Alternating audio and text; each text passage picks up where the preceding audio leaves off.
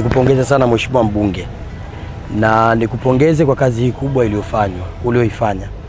Jenga Chama ni mwanachama mwenyewe.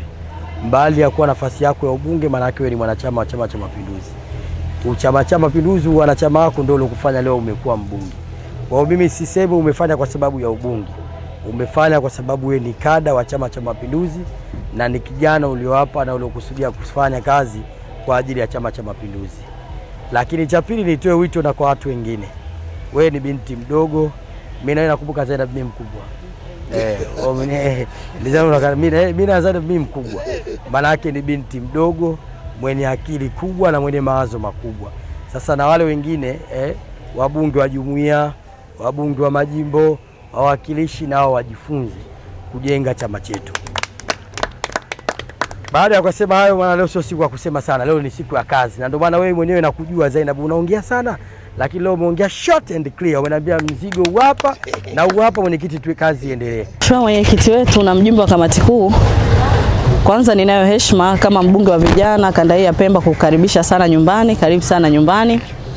Lakini pili, kwa heshima hiyo kubwa ambayo unaibeba kutuwakilisha vijana, nimeona siku ya leo wakati tunaadhimisha miaka 62 ya mapinduzi matukufu ya Zanzibar, walau na mimi kama mbunge nayewakilisha vijana hapa Pemba kuweka mchango wangu katika kuijenga jumuiya yetu ya umoja wa vijana. Kwa sababu nitasema na nitaendelea kusema kwamba mimi bila UVCCM nisingekuwa hapa.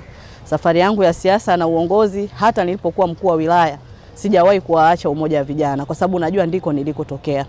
Kwa siku ya leo, kwa heshima na unyenyekevu, nilitamani nichangie kidogo wenzetu wa umoja wa vijana Kusini Pemba, lakini pia Kaskazini Pemba, maana nimesema ujio wako ni mzito na angalau na mimi niache alama ndogo hapa nyumbani.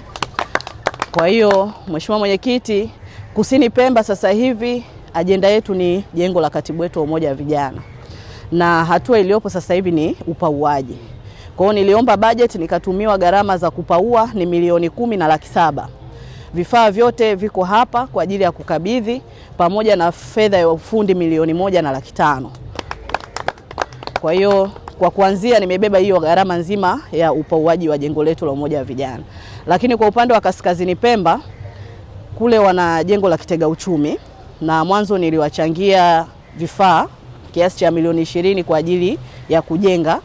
Na leo kwa sababu ni jambo maalum la maadhimisho ya miaka 62, wako kwenye hatua ya kupandisha, na wao nawachangia milioni 10 kwa ajili ya kuhakikisha tunafika kwenye hatua ya lenta.